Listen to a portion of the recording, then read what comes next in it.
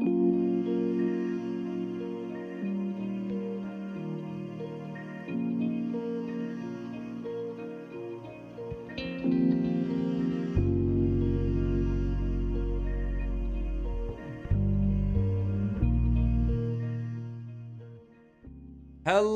everyone and welcome to the Wednesday night live stream.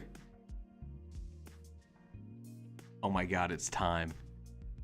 It's freaking time. It's freaking time for the live stream. Oh my gosh. Hello everyone. How's everyone doing? I see we got a lot of familiar names in chat, some new ones. So some, hello, haven't seen you around, I don't think. It's nice to see you some. We got Just Guy checking in early as always. Shout out Just Guy. Justin, hello, and Juliet with 60,000 words, and yet somehow only 1/3 of the way through. That feels like it's cheating somehow. You should be so much closer. 60,000 words, that's crazy. Atario, hey ya. Lantern Valley, huzzah! Look at us, we made it. We made it to the Wednesday night live stream. How about that? Odd Run Green, back after being a bit under the weather, still riding. Hey, life hits you hard. For everything else, there's MasterCard in the Wednesday night live stream. That's what I'm talking about. Pasca, hello. Welcome to the chat. Guys, we made it. And we made it to only 3 more days of Novella November. 2 more live streams after this. Phantom. How's it going, Phantom? Wow. You know, technically it's been over a month because we started 1 week early doing the planning live streams. Was anyone here in the planning live streams where we sat down, we talked about how do you take an idea from just this abstract thing to being able to write it, put it on paper? Phantom said Phantom was there. Margot, hello. Justin said my writing group is going for another week. We just started a week late. You know what? You don't have... Hot take. You don't even have to stop at the end of November. What if it was just... It wasn't Novella November. It was... Rider... Winter? No, there's a better one here.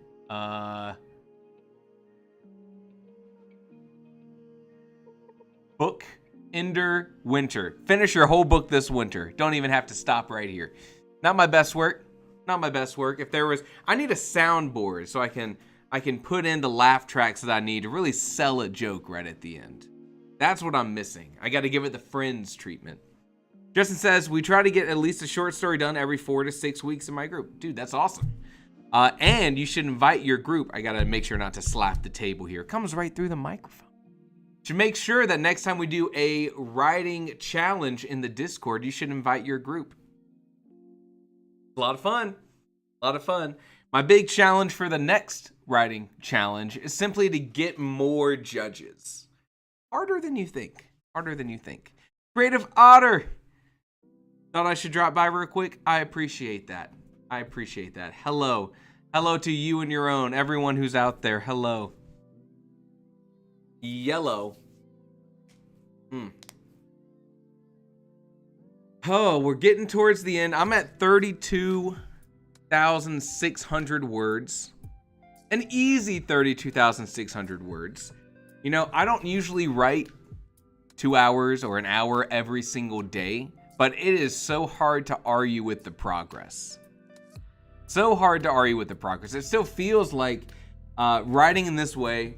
I mean, it does take discipline. Sitting at your computer every single day when you could be doing something else takes discipline. That's like the definition, right? That is discipline. But you can't argue with the results.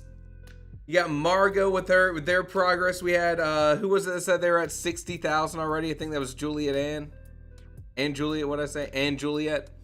60,000 words in. Rose, hello.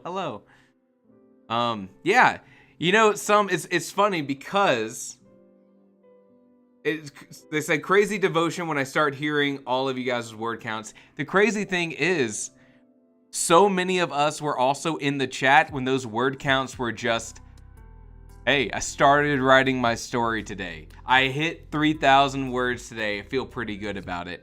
And now you see everyone saying, hey, I'm at 60,000 words. And that's all just in the course of writing this month. Maybe some people taking stories that they were already working with at the beginning, before November, and just pushing it through day by day. Man, if I had the motivation to do that, like with exercise, oh my God, imagine. Honestly, I have no excuse. After doing these live streams and like writing for an hour to 2 hours every single day, I'm just gonna try not to think about it. There's no excuse. I should be jacked. Sad. But anyways, getting off track. Anyways, today I was thinking, not to beat around the bush, I was thinking today is just a day to chat about story and do some writing. So it says Stephen King aims for 6 pages a day. I've heard him say that before. Now I think the industry standard is about 250 words for a page. I don't know I imagine he follows that if he's quoting by pages. But hey, 6 pages at 250 words. Someone crunch the numbers. I need a calculator. I need a calculator bot here. What's 250 times 6? That's like 1,500 words, I think.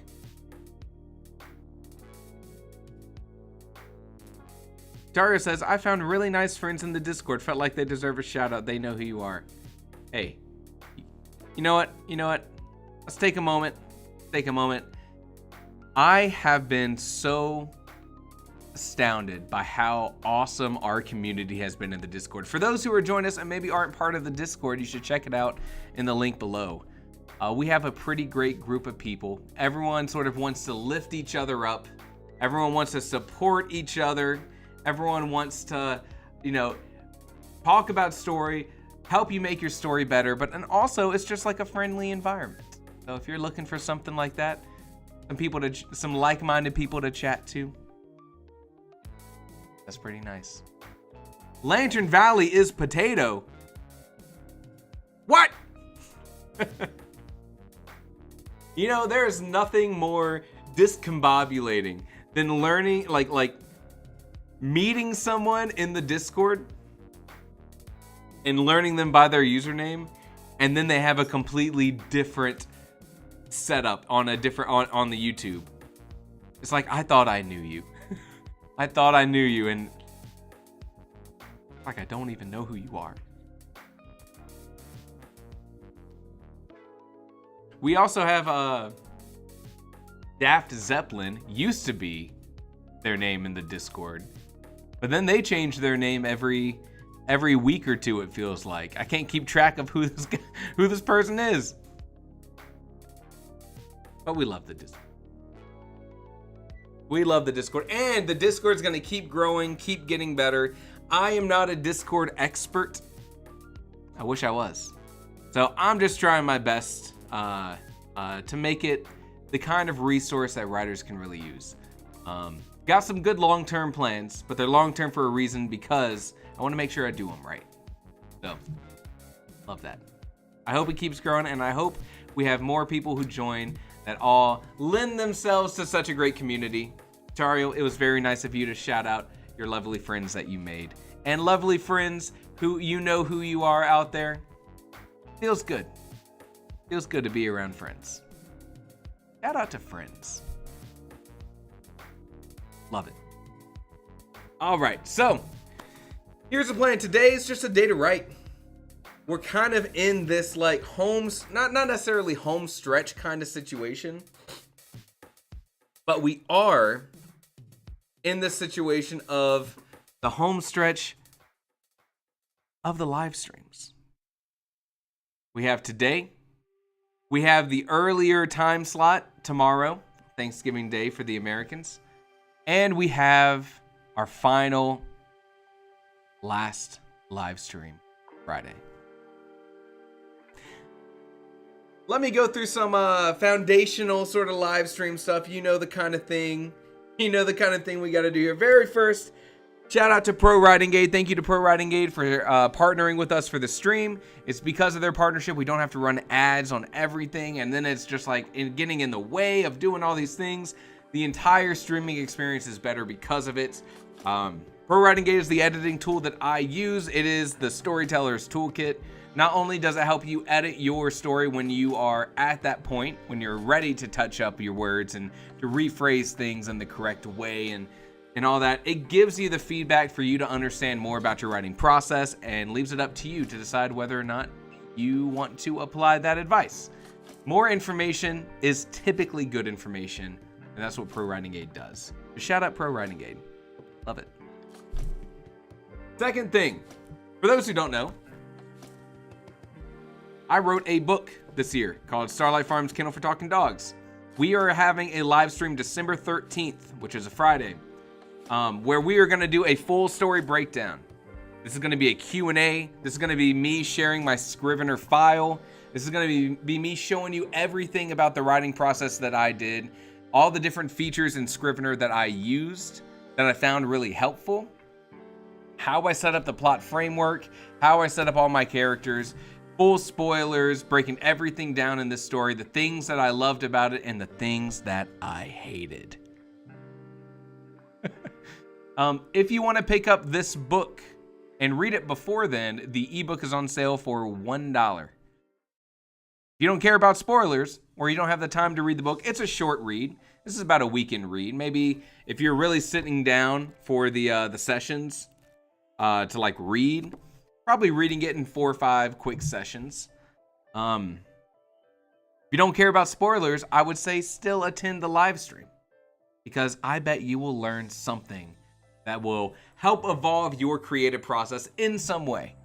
And if you use Scrivener, I know you will learn something. Because Scrivener, let's be honest, not the easiest user experience. A lot of features are hidden away. And that's why I want to show you how I used it. And maybe you can find something to apply to your own writing, especially when it comes to editing. I found a lot of little tricks to do editing pretty easily through Scrivener. That's a big one. Day Swallower says, looking forward to it. Me too. Does not seem to be on sale for Canada. Still selling for $5.38. Let's do a little check-see here.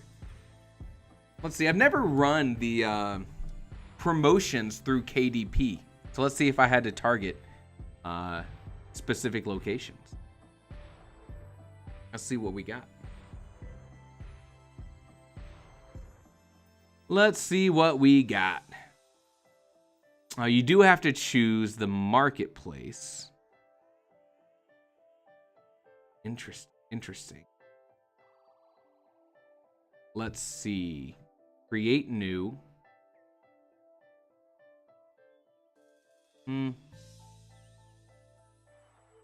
So it looks like with the way that the Kindle sale is done, I'm only able to choose the Amazon.com domain and the Amazon.co.uk for setting our sale. Just another thing to learn. Another thing to learn.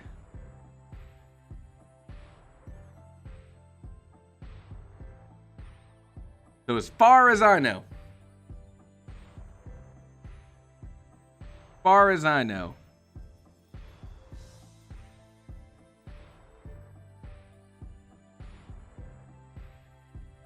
I'll tell you, the managing the other side of writing book, it was something. It's something.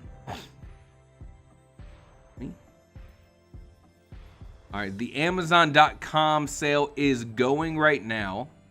So if you go to Amazon.com, you'll see that. But looks like I'm not able to target the other domains. I'll look at that later, see if I can check it out. Also, one of those things where it's kind of hard to get some of the information that you need You know, and I hope you get to experience all of that after you finish your Novella November book.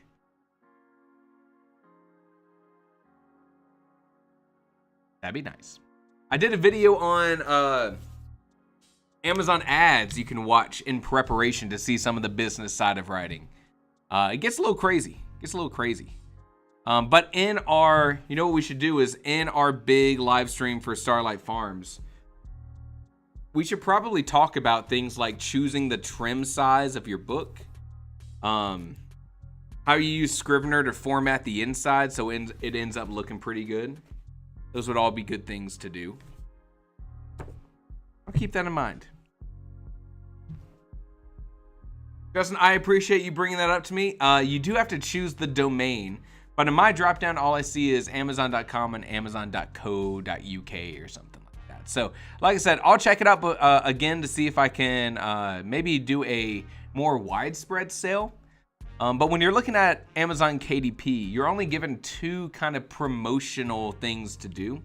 One's called a countdown sale, where you can say, I'm going to put let's say my book costs $10, and I'm going to set it up so that for a couple days, you can get the book 50% off for $5. But it counts down to the end of that sale and then runs another sale and say, after, you know, the book's been $5, if you don't buy it while it's $5, now it's going to kick back up to $6. And that's going to run as a sale for a certain time. And then $7 and $8, $9, and then back to your original price. And I think you're allowed 2 of those a year, according to Amazon. And then there's some free book giveaway option I haven't explored yet. Helljumper, hello and goodbye. I appreciate you hopping in. Oh, man.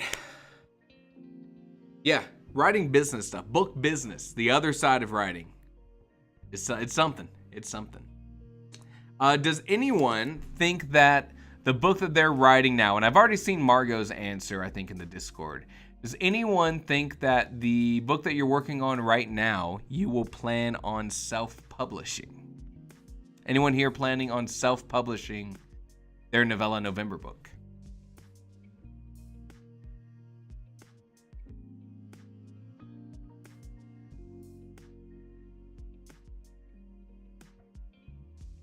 Justin says, so you just physically lowered the price of the book to $1. I lowered the ebook to $1.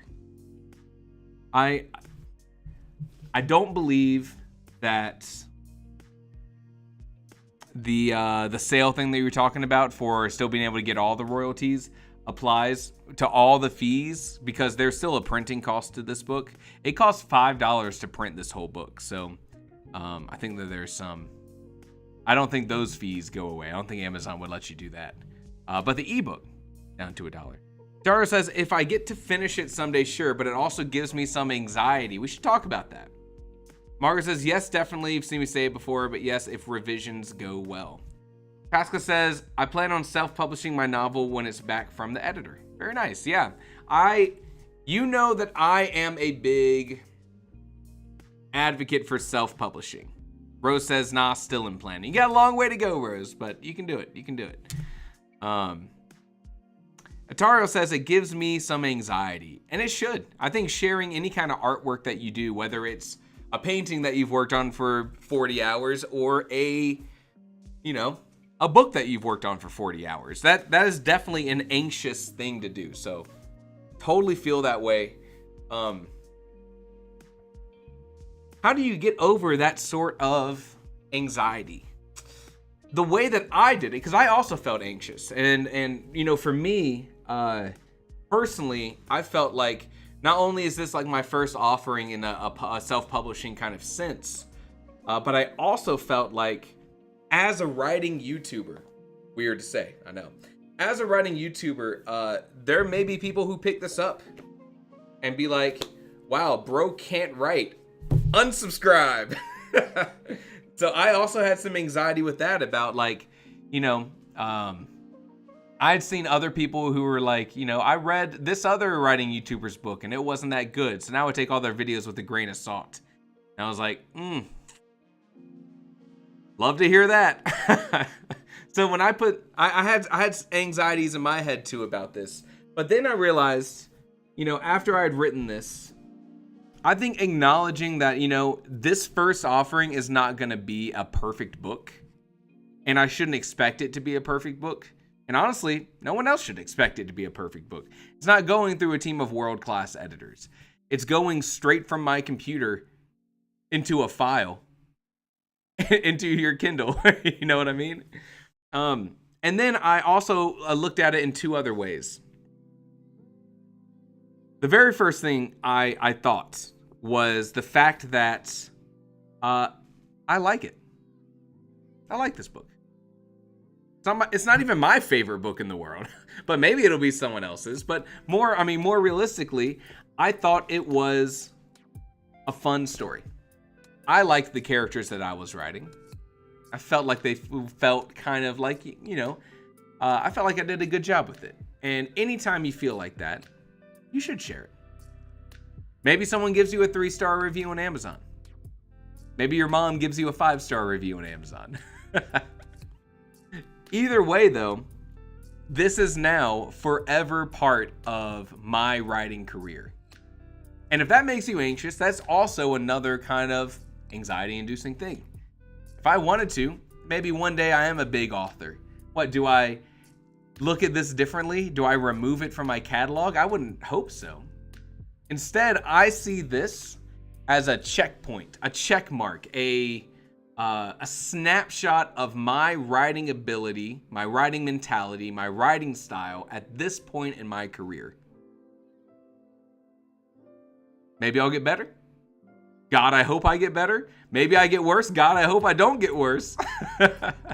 But I will always be able to pick up this book, flip open to a page, read through this, and be like, you know what? Now I would do this differently. But I look at it, I remember where I was in my writing career when I wrote this, and I can always tell how far I've come. This is a snapshot in my writing career, and hopefully all the other books that come after just show progress, a better understanding of story, a better presentation of story. But I'm not going to choose to feel like this was a bad move or I shouldn't have shared it. I would feel bad if I had written this book, felt proud of it, and then never let anyone else see it for the fear that they would say, this isn't a perfect book. This isn't at the same quality as what I find on the Barnes & Noble bookstore. That's not what this book's meant to be. This book is meant to be a love letter to the idea of talking dogs and fantasy, slice of life, cozy fantasy, and I'm happy with it. That's how I got over some of that anxiety, was having to look at it in a slightly kind of like different way. I'm not trying to write the perfect book. That was best I could. I worked really hard to edit this. Now, here's one thing I'll talk about in our bigger stream. There are some things that I didn't do with this that I am excited to do in my next book and see the differences. I did not have a bunch of beta readers for this. This was just me and my wife. And I'll show those beta reading notes that she gave me that I have in my Scrivener file on December 13th. And what I did with those. Some of them I was like, that makes a lot of sense. Let me make a change to my story. Some of them I was like, I see where you're coming from, but I don't think it fits in this story. But I made notes about all those things, so I can't wait to show you those. I did not work with an editor. No one else. It was just me, my wife, and partnering this live stream, Pro Writing Aid. And that was it. And so I'm so excited to see, whether it's this book that I put out next, Upon Careless Great Hills, or this other book I had started before November, made some good progress and felt really good about, but then had to take a break to do this. I'm really excited to see the addition of beta readers and the addition of an editor that I would trust to help me present the story as best as I could, to see the kind of difference that it's going to make in the long run. I'm excited for that. Margaret says, I get scared about accidental copyright infringement and other legal type questions like that. For the most part, unless I think you are actually intentionally plagiarizing, I think there's some very accessible boilerplate copyright text, liability text that you can throw in the front of your book, and you're going to be pretty well covered, right? The idea that like any real life similarities between characters in this book and real life locations or characters are unintentional and purely, you know, whatever you would find. Crack open any publicly available book and see what it says, and you can kind of copy that and you know, legally. This is not legal advice. Shout out. Legally, Margot, I would say that it is very unlikely you're going to accidentally fall into any legal type questions. There's some very basic things to do. Like, you know, make sure you're working with a book cover designer that's going to give you all the commercial rights to your book cover. Make sure that when you're working with a freelance editor, that it's in writing that like, hey, here is what I'm going to give you, this payment sum to help me edit my book. And that's going to be the full transaction. And all that kind of stuff is already handled by so many freelancers. Margaret says, I'm used to getting criticism. I'm just happy to hear people's thoughts. Someone's opinion of a book article I wrote doesn't define me overall. Can help me learn for later, though. Yeah. There's constructive criticism and there's destructive criticism. Constructive criticism tells you why they didn't like it. Destructive criticism says, I don't like it. And destructive criticism, throw it out the window. I don't even bother. I'll tell you, I get some pretty crazy YouTube comments every now and then. A lot of them I don't think actually make it to the light of day. And anyone who, for those who don't know, anyone who typically posts like disparaging stuff, you kind of get shadow banned on YouTube. Through a lot of repeated sort of offerings like that. But the YouTube creator still sees those comments. So I've seen some crazy stuff. Someone, I'll never forget this. Someone commented on a video, was like, this guy itched his left hand twice. What does that mean? What the heck? Did I? What does it mean? All right. Creative Otter says, never forget where you started. Your stories all started forever being most important. This is your starting point for me. I love it. I can't wait to see where I go. Some Goose says, I actually worry about the copyright thing too. Something that game dev, in my situation, bigwigs talk about when looking for inspiration. Okay. If you use Readsy for formatting your book, they have a pre-generated boilerplate section. You can just click on what you want on your front matter of your book. I'll definitely post some questions in Discord later. I do take some heavy inspiration from things. I'm not trying to make it too close. Look, even taking inspiration from things in a literary space, I guess I have to preface this, not legal advice. Taking inspiration from things in a literary space is how we evolve genres, right? I mean, this is almost like in the music space. You could reduce any story down to the hero's journey. How can you write a hero's journey story? I copyrighted that. You know, it doesn't quite. And now maybe the music industry is a bad example considering the copyrights that have been going on. But also, don't think that the books that we post as self-publishing authors are not under a lot of scrutiny from legal firms, I would say. It would have to be pretty blatant. And honestly, think about it like this. How similar are you going to find things between, like, I don't know. Let's see.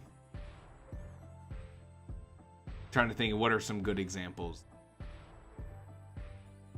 When you look inside a genre, you're going to find genre tropes. Just because someone else has written a hard-boiled detective story set in Chicago, does that mean you can't? You have a lot of wiggle room. Even if you were to take a fan fiction that you wrote of another IP, put it in a different setting, change some of the characters, leave everything the same. I mean, like,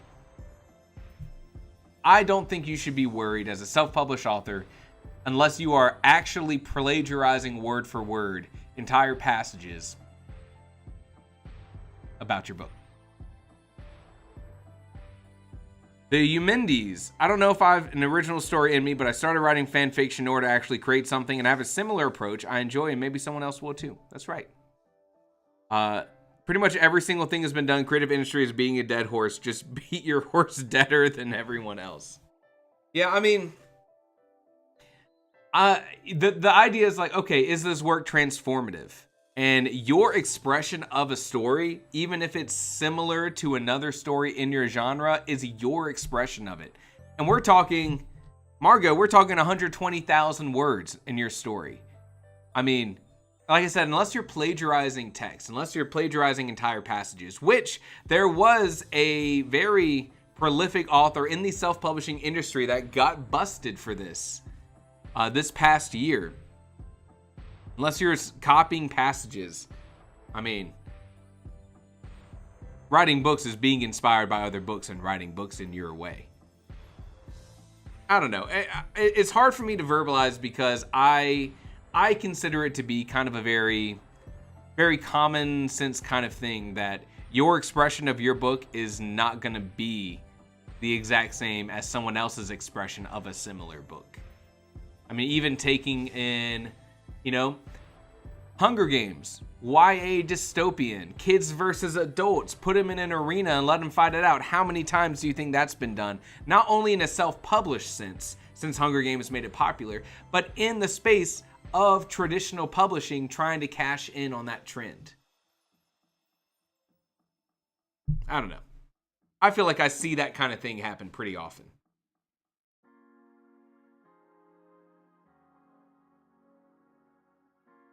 5 or 10 years ago, every sci-fi indie author was writing farm bro, find spaceship in backyard or junkyard or some other yard and become a galactic hero.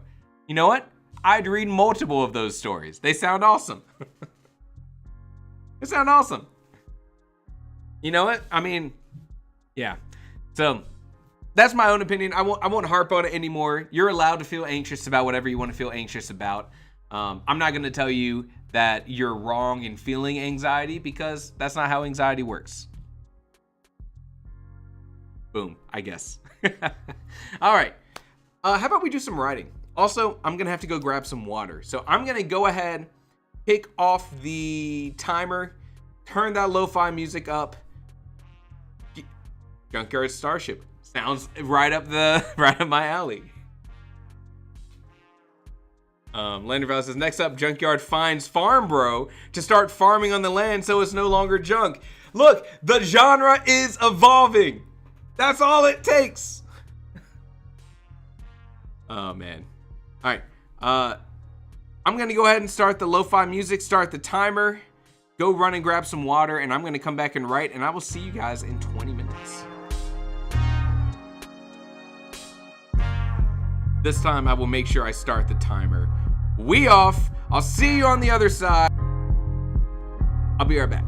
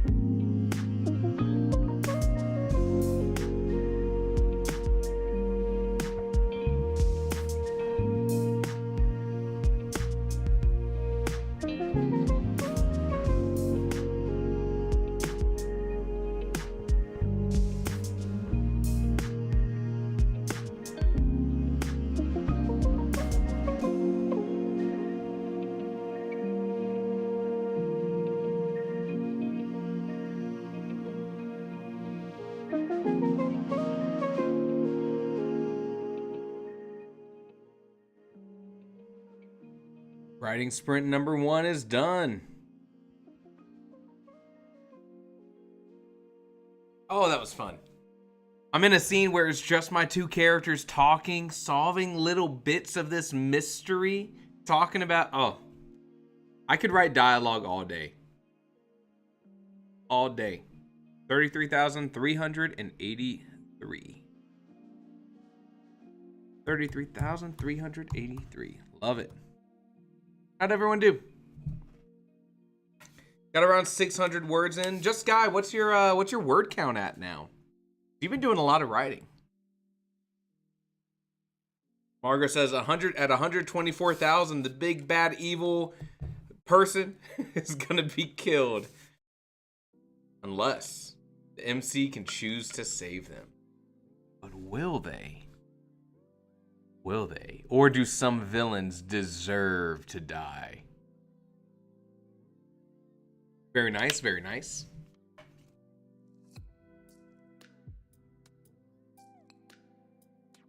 I think my favorite thing to write is dialogue.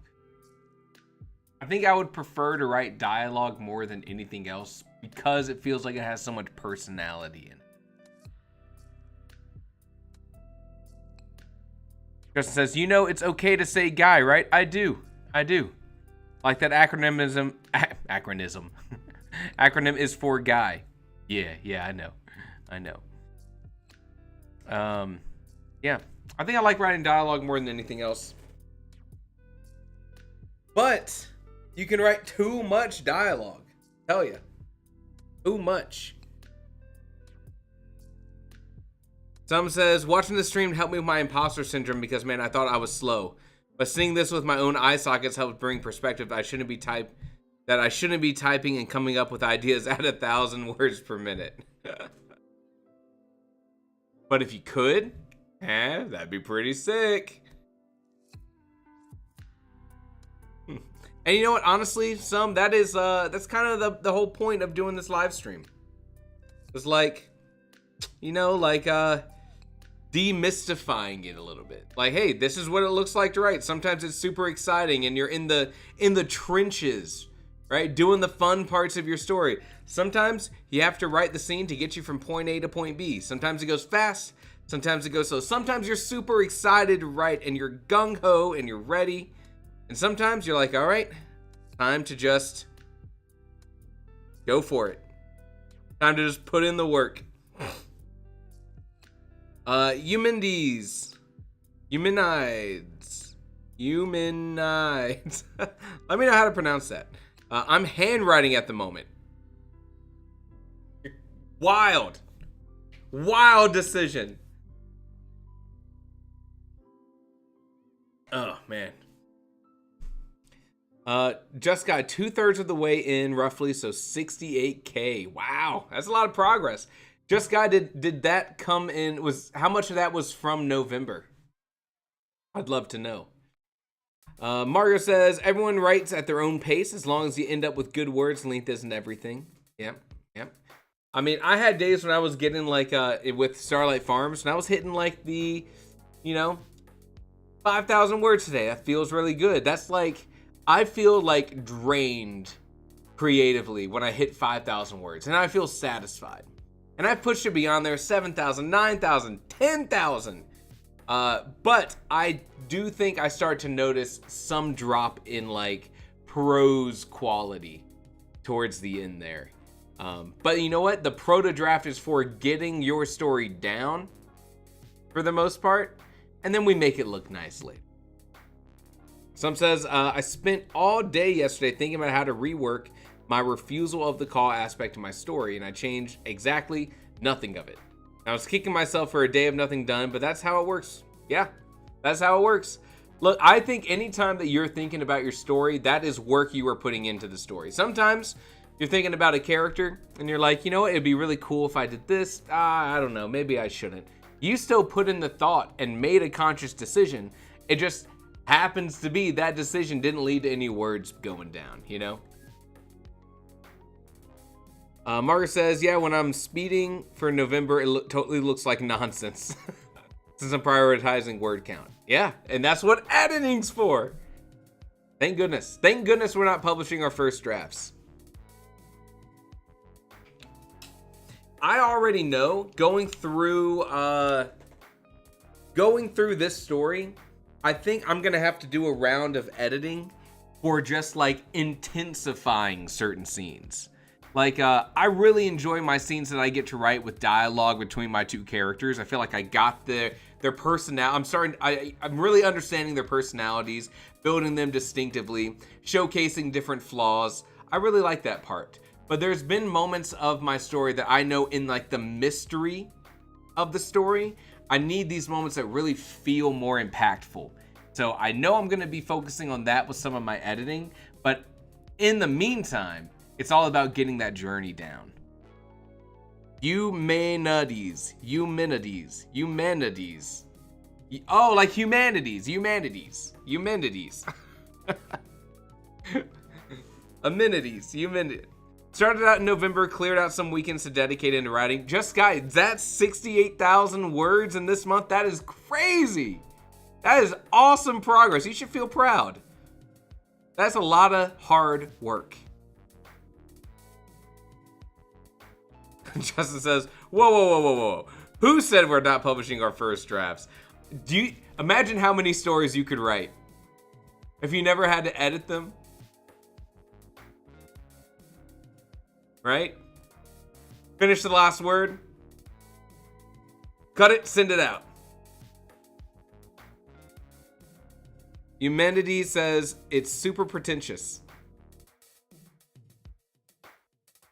I think it's great. One of the Orstria trilogies by is that like ancient Greek? Is that like Homer? Another 2 words we cannot pronounce. Yeah, exposed. Look, hey, you've never had to speak for 40 hours on a live stream. You never know when you're gonna slip up. You gotta always be ready to make a quick adjustment. And sometimes it's best just to ask for help. Shout out help.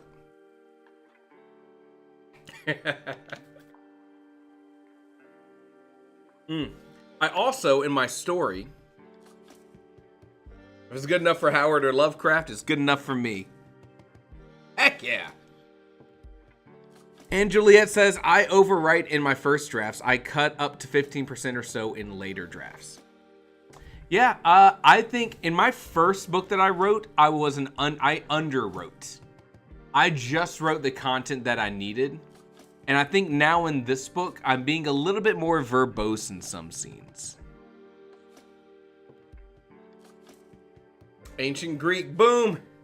I can recognize Ancient Greek with the best of them. Don't remember much of it though. See, I feel like I really wasted some of my learning potential because I took Latin in high school. Not only did I take Latin, I took Latin for like 3 years. Because my school was like, you need to focus on a language. And I was like, okay, what are the options? And they were like, Latin or Spanish. And I was like, kind of know Spanish. I took Spanish freshman year, and then I pivoted to Latin. And what did it get me? Not a lot. Not a whole lot. It maybe helped me in the SATs in like a really roundabout way. But honestly, probably not. But it was fun. It was fun. Did you take interpretive underwater basket weaving? No, but I came close by taking pottery. And I was really bad at it. You know what? No. I was okay at it for a high school student in an elective. I was exactly average for where I was supposed to be.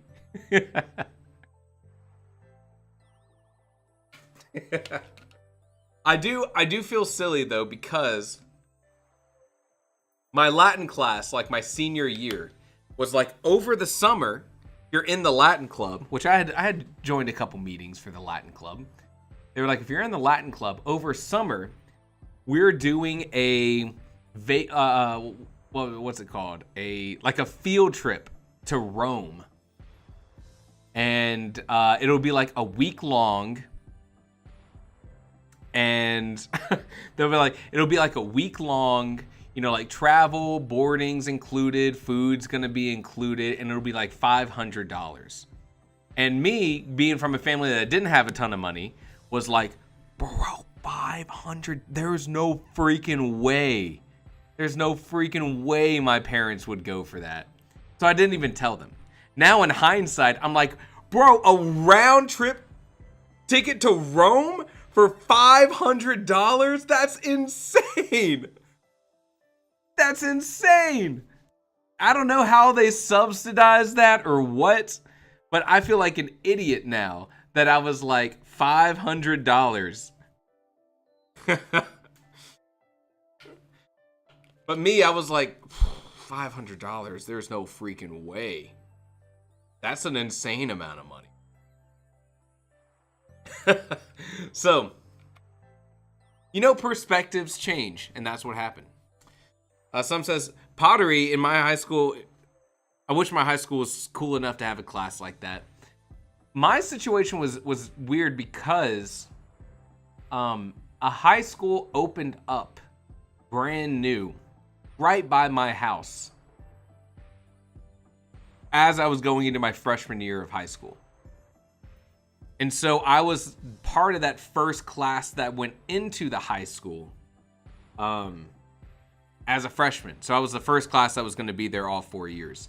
And it was just like that transition period of like this school getting started up was like very like a different experience. It wasn't weird, it wasn't bad, it wasn't strange, but like for the first year, like they were probably, and this is going to be, you know, this is actually a good tell because we probably have people from a bunch of different places in the chat right here.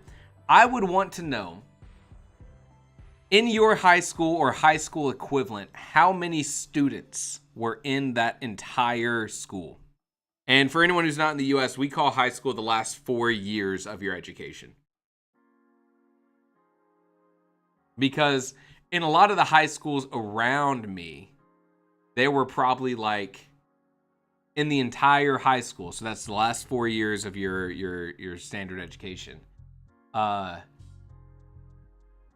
They were probably like, I don't know, 3,000-4,000 people maybe in some of the schools around me. This was in like the, you know, outside of Atlanta, like 45 minutes outside of Atlanta.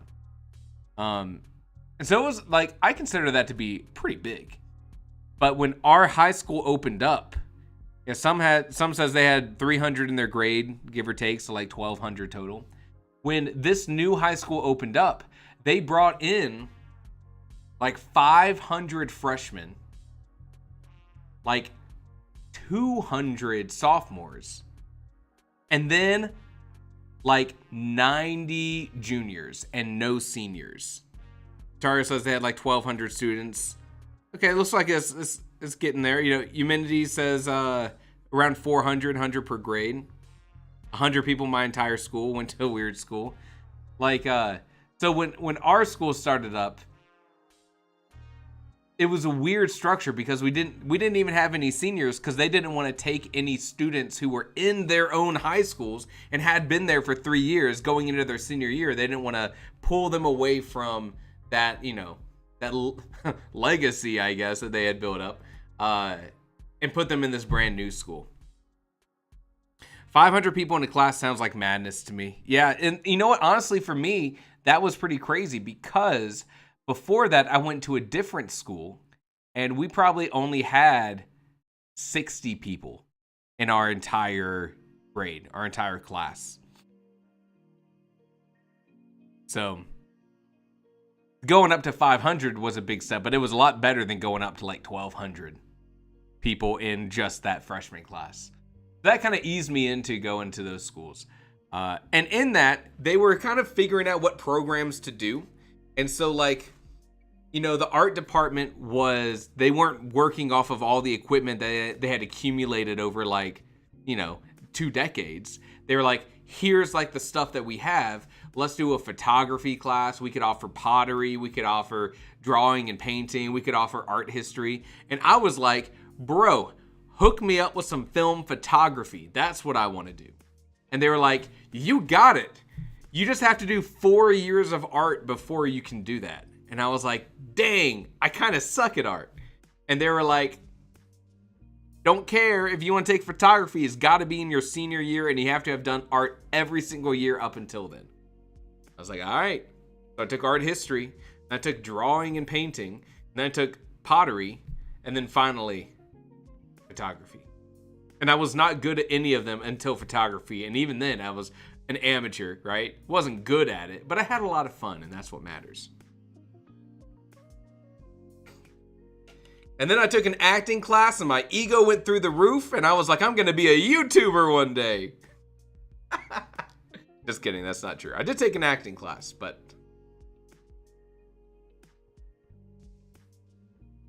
Some says they wanted me to take typing before programming.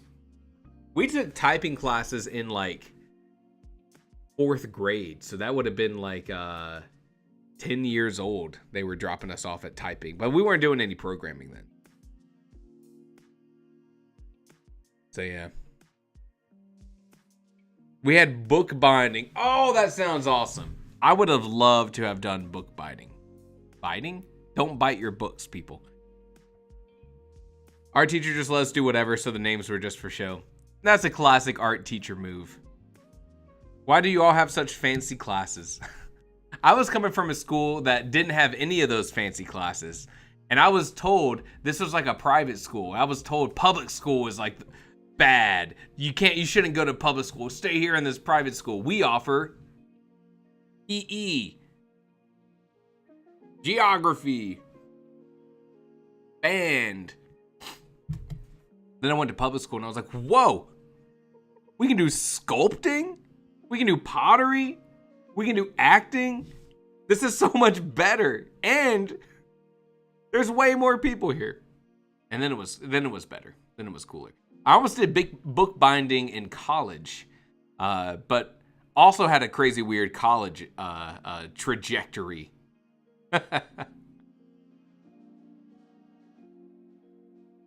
Margaret says, yeah, my private school said public school teachers, they teach you nothing. Dude, there was some serious classism between a private school and a public school. They were like, dude, okay, here's what it was like. If you went to a non-public school in the US, every student got the same message. All right, I'm going to give you that message. That if you went to a non-public school, what they basically told every student about private schools, or sorry, about public schools, they said, look at me. Hold on, let me turn off the lo-fi music. Look at me. If you go to public school, you'll die. Not only will they beat you to death, there's a fight every single day, and you're bound to get roped into a fight and beaten to a pulp. The seniors there will pick you up and put you in a trash can. They're going to put your head in the toilet and flush the toilet. That's called a swirly. And if you go to a public school, that's what you're going to experience. Look at me. The teachers, not only do they not teach you, they hate you. They're paid by they're at public school teachers. Look at me. Look at me. Then not only do they hate you, they don't care about you. But here, we care. We care about you. Don't go out there with the evil people. Stay here. Stay here. Also, your tuition is due at the end of the week, so if you could get that in pretty quickly. We take check or debit, but there's a processing fee of 3%. So take this note to your parents. That was what it was like.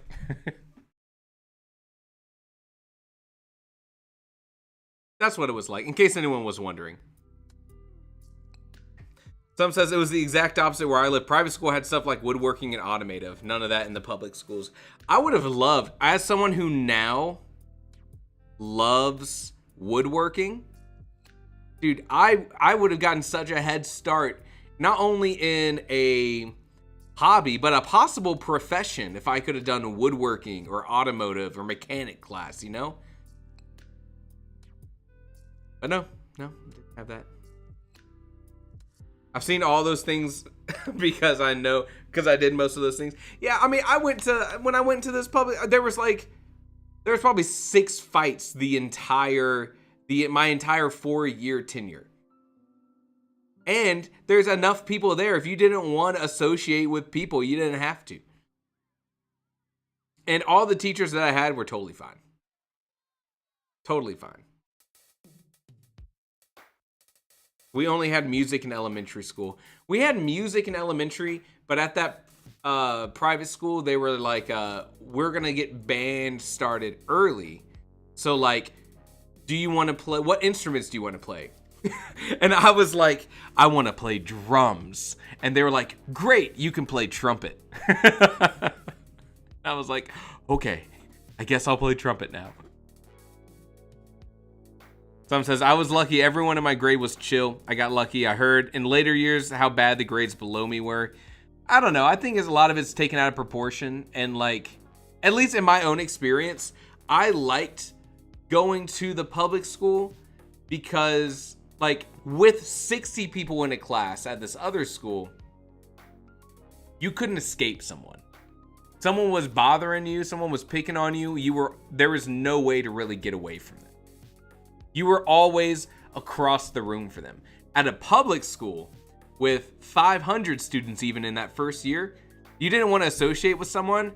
See ya. Like I'm going to sit on this other side of the lunchroom, or even better, we're not even going to have a class together this entire semester. And if we do, we're not going to have every class together. Peace.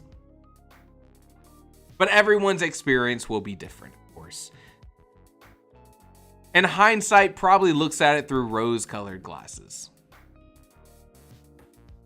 I'm still writing articles about my high school. Oh boy. Oh no. Justin says, I learned a very important lesson in shop class. Never take safety advice from a guy from missing half his fingers. But guess who learned the lesson in the most provocative way? That sticks with you. Tara says, usually every class of students has its own classrooms in my school, but we were so fully stocked that my class did not even have a room. We were just a homeless class. That's, you know what? Towards the later ends of my public school, there was a class that somehow, like, you know, every class I had in our school had like a homeroom where you started the day off. And a lot of times it was organized by last name. Here's like, you know, 25 kids that all just happen to have last names that start with the same letter. But also something crazy happened, and like, instead of meeting in a classroom, you guys will just sit in the hallway until the bell rings, then you can go to your first class. Just says, how could it affect you? You don't have the soul to injure, you know, being a ginger and all. These are the rules. I don't write them. I'm just educated in them. The rules be what they are. I won't talk about my high school experience. Everyone's high school experience is so strange, so different, so personal. This guy says, I wanted to play the saxophone, but best they could do was the flute. Isn't that crazy? Best they could do? Let the kid play saxophone. Tara says, so now that we didn't even have fancy woodworking and bookbinding, we didn't have enough rooms for students to get a space. No! Brutal. Brutal. Dude, yeah. It's so funny. Like, there was recently just like a high school reunion. Like my 10-year high school reunion. And, is that right? Yeah. And I couldn't go. But it just cracked me up just thinking like, man, all those kids that I knew back in high school, like, what probably happened? Like, the people that you don't like, there is some justice in just being like, man, I bet they had a bad time. And just internalizing that, not even doing research about it, but just in your head being like, I bet they had a bad time. Hope they're doing better. And you make up that whole fictitious situation in your head. Wind instruments carry over at least. I would get a saxophone now. You get good at flute, get a head start with trumpet. Hey, trumpet gang. I don't like that one. I'm cutting that joke from the repertoire. All right, why don't we hit our next writing sprint? Why don't we hit our next writing sprint? Yeah, I don't know how they took me from me wanting to play drums to putting me on the trumpet. And even if, like, let's say it was my parents, it was like a big conspiracy for my parents that were like, we don't want a drum kit in the house. Make him play something else. Bro, the trumpet is not much quieter than a drum kit. If anything, now I'm playing a dang trumpet in my house, and I can't even, like, on a drum, you hit a drum and the drum makes the noise it's supposed to make. On a trumpet, you're squealing, you're squeaking, it's... Also couldn't go to my class reunion. I had my best friend tell everyone I was... Stop, Dario. Just stirring up drama and you're not even there. I hope you at least said you were in like the top 10% of earners. If you're gonna make up a fictitious story like that, put yourself in the best light you can. Not only are you doing it, you're a dang millionaire. All right, Humanity says it's 2 a.m. here where I am, so unfortunately gonna have to sign off. Thanks for the space for some late night writing. Thanks for joining us. It's always nice to see someone that, you know, we don't see around all the time. It makes us feel like our cool little club's growing. Hey, if you're not busy, well, 2 a.m. is pretty tough. By the way, just so you know, we have an earlier time slot happening tomorrow. You can see it in the Discord if you go down there and see the time schedule. So, doesn't have to be super late. One more day to do some writing.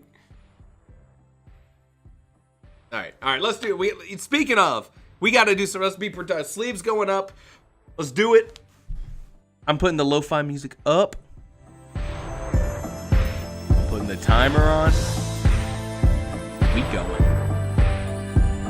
Let's do it. See you on the other side.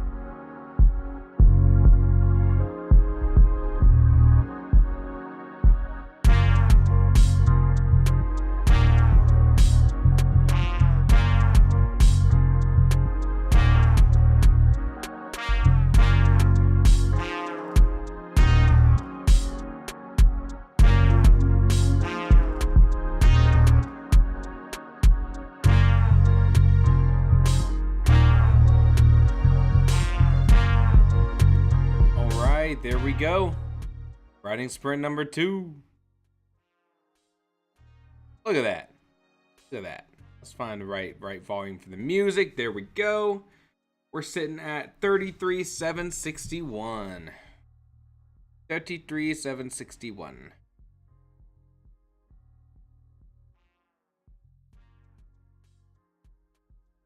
All right, how'd everyone do? I see we got Katie joining us in chat. Hello, Katie. I see Atario hitting the dab. Still cool, still funny, will never die. Pascal says, finally purged the passive voice from my manuscript. We can definitely talk about some passive voice stuff. I would love to do like a big deep dive into passive voice. I feel like it's one of those kind of like rules that, maybe depending on the teacher that you had in school, you understand it better or worse. And at least for me, passive voice was something that was, vilified, but we didn't get much information beyond that. But I'd like to do like a big deep dive into it one day. Passive voice syndrome is my biggest worry as a new writer. I feel like a lot of people feel that way. A lot of people seem to feel that way. Working on my nonfiction piece today. Hoping to send this piece off to be published. Now, there's another good conversation. I talk so much about self-publishing. I think nonfiction is a good thing to pursue publication with. That's very cool. Very cool. There seem to be a lot of good opportunities for nonfiction writers, especially in regards to, true crime. Nonfiction's always going to have an audience. Political nonfiction seems like it's always going to have an audience. I love like history kind of nonfiction books. In fact, I was hugely inspired to plan out a story after listening to this nonfiction book called 1491. That was sort of a deep dive into the history of native peoples in North America, America prior to the discovery of the New World by Columbus and other various settlers that came before him. Just sort of talking about the misconceptions that we had about the native peoples and about how their civilizations rivaled a lot of the European civilizations in size and technology and presence and scientific progression and things like that. But we don't hear a lot about that. And so I remember I was listening to this every year. I have to mow a lot. All right. We got a lot of land. I have to mow a lot. I like to make the property look all nice. Take a little pride in that. I go through some audiobooks. And this one was like a really long audiobook, but it was really good. And so I listened to this whole thing and I was like, dang, I want to tell a fantasy story that's kind of like this retelling of this discovery of the New World, but to give a perspective to, a couple different civilizations and how they treated that whole experience. And I was like, I bet there's a killer fantasy story there. One day. I actually think I'll probably write that story sooner rather than later. Initially, I was like, I don't know how I feel like if I'm ready to write that story with multiple perspectives and everything like that. I feel a lot better about it now. I think it'd be a lot of fun to do. Do you guys have a story that you want to write, but you don't know if you're like skilled enough yet? Does that make sense? You're like, I shouldn't write this story yet until I become a more experienced writer. You know what I'm saying? Does anyone have that feeling? Anyone have a story like that?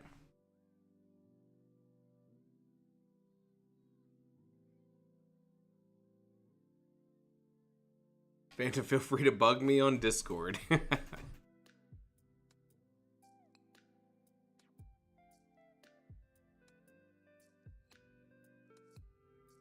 Margaret says, it's a very specific project waiting for that moment when I'm ready. Yeah. I have, every writer's got the story that's their baby, It's that story that they're like, you know, I'm gonna, like for me, I'm gonna self-publish these stories, but this is the story that I'm gonna take out to an agent or something like that. I feel like everyone's got a story that they kind of hold on as like their baby. They're like, you know, one day I'm gonna write this story and I'm gonna, you know, give it my best shot and put everything into it. Everyone's got a story like that. And I, you know, sometimes these two things come together, right? It's like, I can't write that story, that's my baby, because I want to be fully prepared when I do it. And to be fully prepared, I need to write this, I need to try this, I gotta read this reading book, I gotta do all these things. Justin says, scientific progression, gotta read this book. People that didn't invent the wheel, a fundamental part of their technology. Hey, check it out, you'll see. Katie says, yes, the first novel I started writing. Hey, there you go. I walked away from a 20,000 word draft because I couldn't depict the relationships correctly. I feel that. I get that. How do you even get permission to write recent nonfiction stories? So, from my understanding, and I'm more of a fiction-focused kind of researcher when it comes to story stuff, with nonfiction, it's kind of a different process.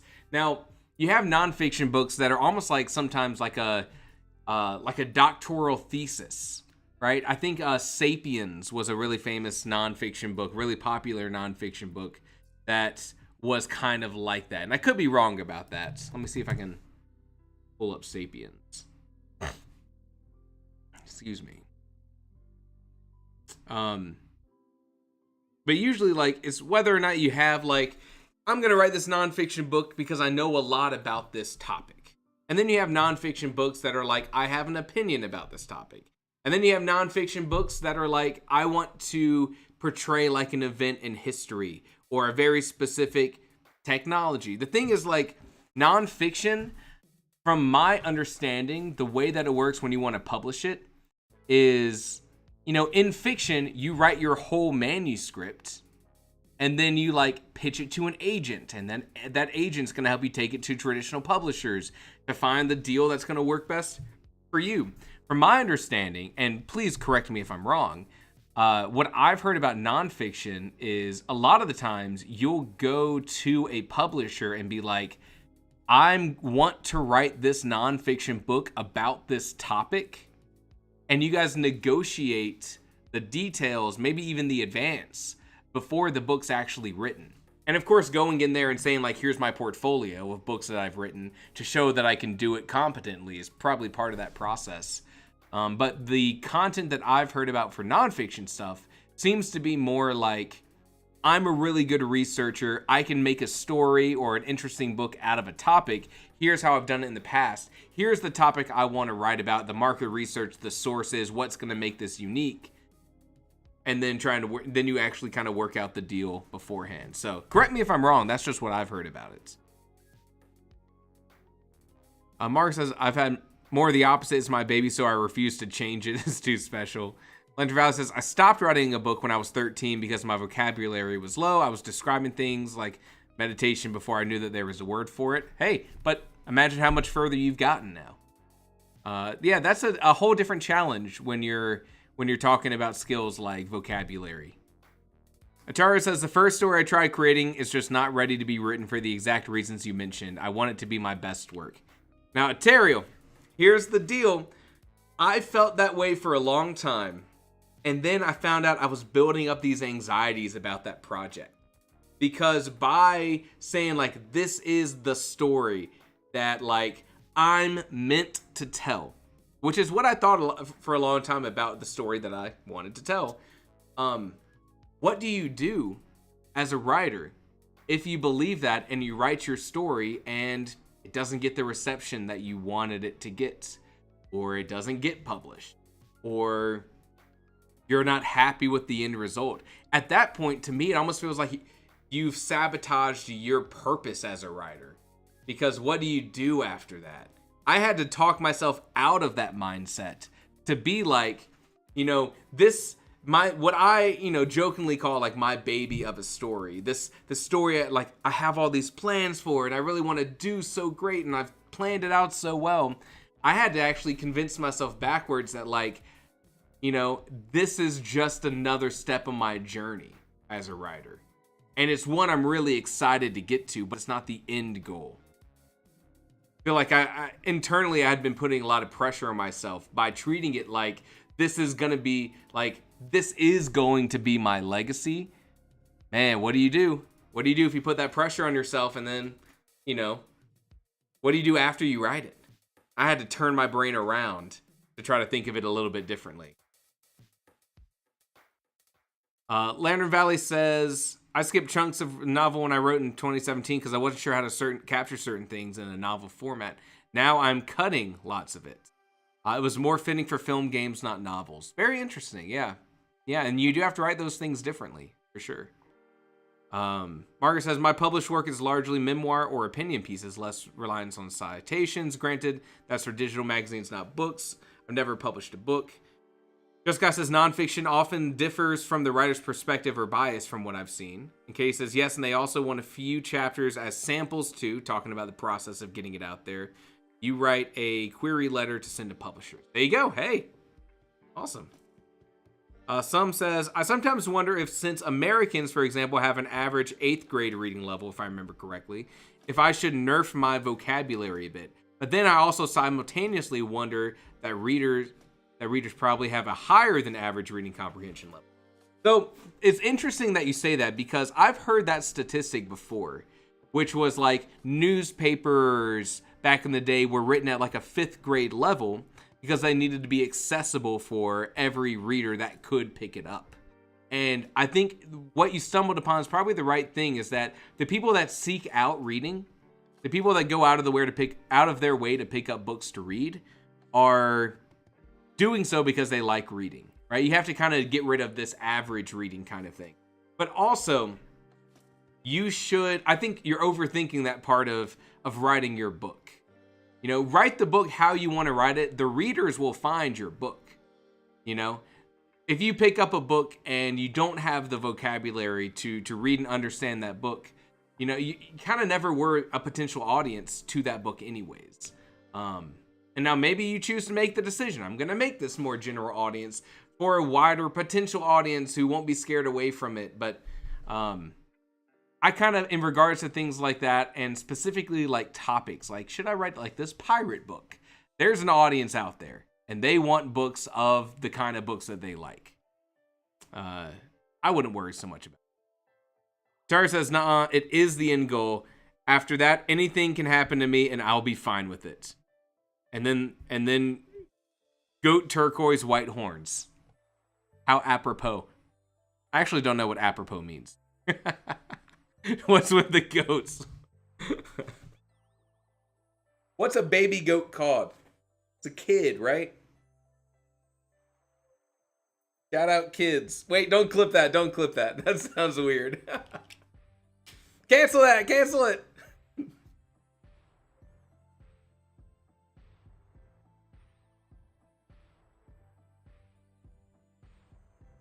Everything is right with goats. I love me some goats. Goats are fun. Big fan of goats.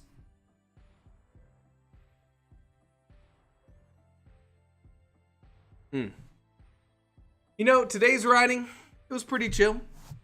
Pretty chill. Not a super heavy writing day, but you know, over here in the US, I don't know how many people we have who are in the US versus not US. It's a holiday weekend. I will be live tomorrow in that earlier time slot doing some good writing. But you know, holiday season gets to us all. Gets to us all. I'm eating a little bit more food, more sweets. I'm taking it chill. I'm playing more video games. I'm having that vacation mindset, even though I'm still at home. So my writing might be a little sloppier. Who knows? Tara says, I was so disappointed when someone told me that Montana mountain goats ain't real goats.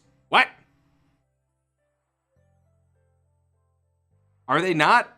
Also, is there such thing as a Montana mountain goat? And why aren't they real goats? Are they like some weird dog?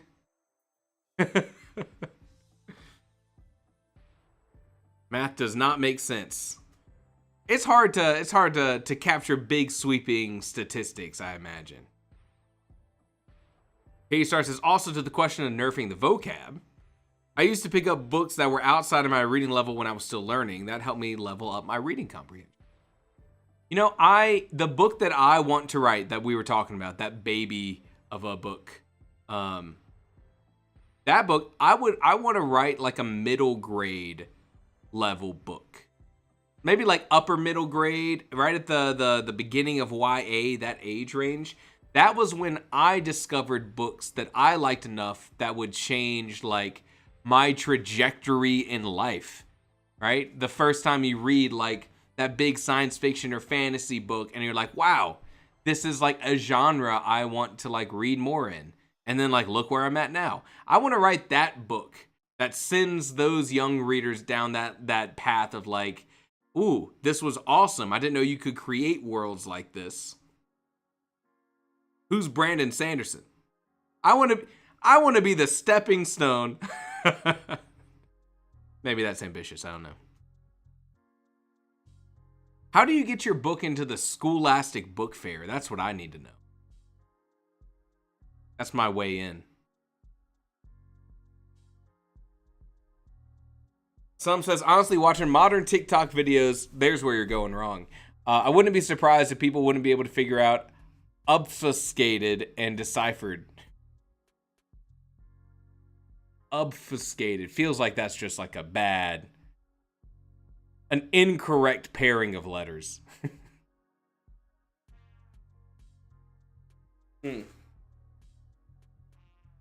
Well, everyone, we have any other good questions? I think the question about vocabulary was a really good question.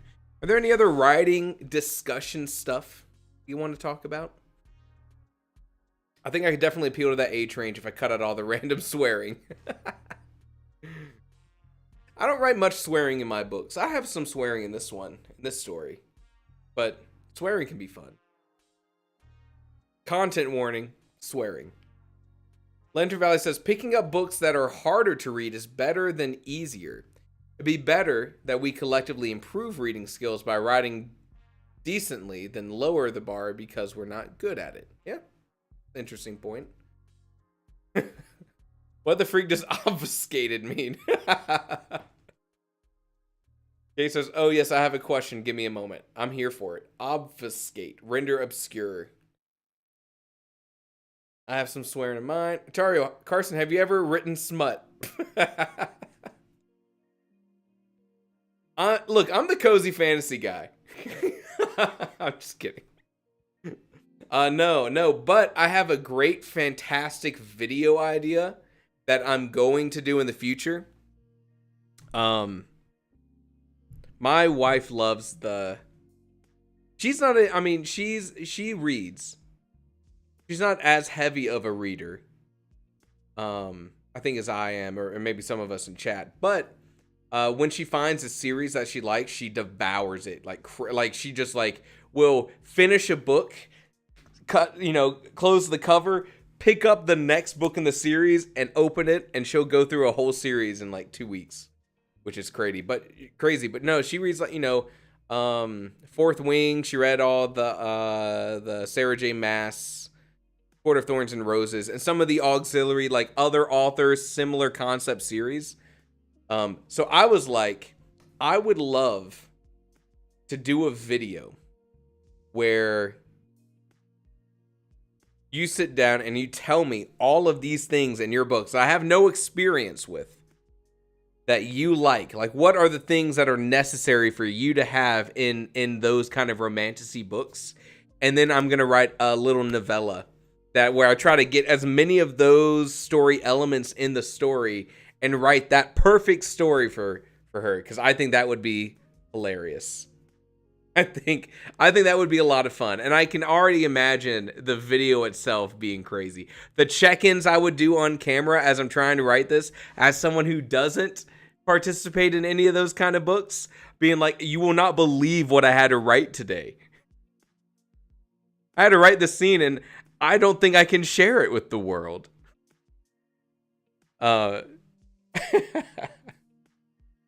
one day I'll do that. I wrote my wife a. I don't know. I'll still workshop the title. All right, hold on. There were some good questions here. Katie says, I want to finish that manuscript I spoke about earlier. The dream, is that the dream book? How would you recommend going back to the draft itself? Do I keep revising, begin at the next chapter, and keep writing?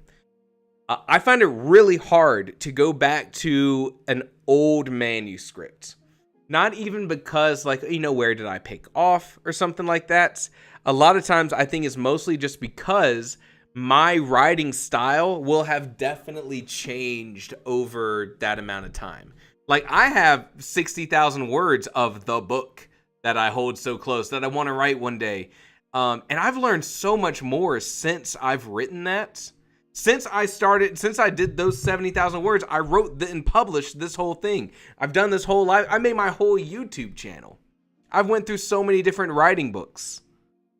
I think, my personal opinion, going back to a manuscript that you would probably call older, maybe like abandoned in the past, I think, unless you have a good reason, starting from scratch, even using that old manuscript as a guide, starting from scratch with your new writing style might be beneficial. But hey, look, if you read through that old manuscript and you find that it's still banging, sure, read through the past 5-6 chapters, review your notes, and then pick up where you left off and keep writing. But me personally, I'm planning on going back to that 70,000 word manuscript and starting from the beginning. And I'll use what I liked from writing and from the writing that original manuscript, take all those pieces, but make sure I'm presenting them in what I would now consider a better way. That's my personal opinion. Yeah, it takes more work, but it doesn't disregard your old stuff. It just means you're using all your new skills to tell the story you wanted to tell then, if that makes sense. But it is a hard decision to make. It's in the same, Katie says, it's in the same universe. Justin, I'm not going to write erotica on live stream. Unless this video gets 1,000 likes. Katie says, it's in the same universe as the novel I'm writing now. So I have a better idea of how the story needs to go. But it seems like a lot to juggle with the other 2 projects I've been working on. Other 2 projects that you're working on. Now, that's a game changer. At some point, if you want to put something out, you got to buckle down and finish a project. And that can be hard. That can be hard. The most romantic thing my OCs have done is kiss. Oh, wow, so spicy. Followed by Eterial's, if there ain't at least one goat in that book, I don't want it. Eterial. Are you okay?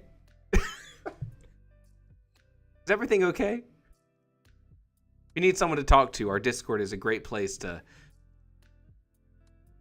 And the Automod's pretty crazy over there, by the way. The Automod will lock down the goat talk. Can't. What's that Michael Jordan meme? Stop it. Get some help. I need that on cue. Stop it. Get some help.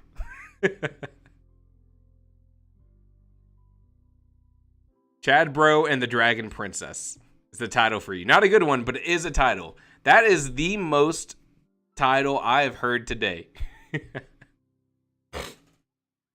Everyone, only 994 to go.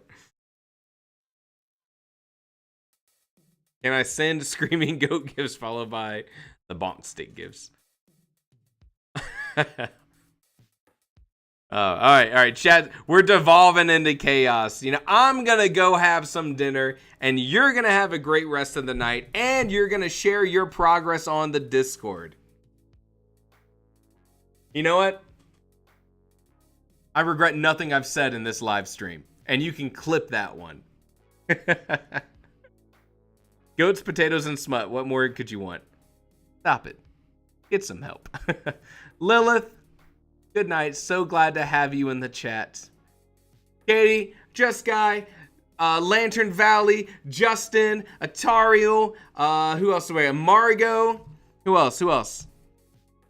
Some, thank you for tuning in today. I love it. Make sure I'm not missing anyone else here, because your boy is nothing if not comprehensive. Phantom, shout out Phantom. All right, let me make sure. Pasqua, Katie Star. We lost a couple people along the way. Pour one out for the ones who we lost along the way. Have a great night. And for those who I'll see tomorrow in that early time slot, I can't wait. We're going to get some good writing. It'll be holiday over here. I love it. Goodbye, everyone. Goodbye. Take care. Take care. I'll see you tomorrow. Post your progress in the Discord if you have it. And let's do some cool writing tomorrow. Goodbye, people. Goodbye.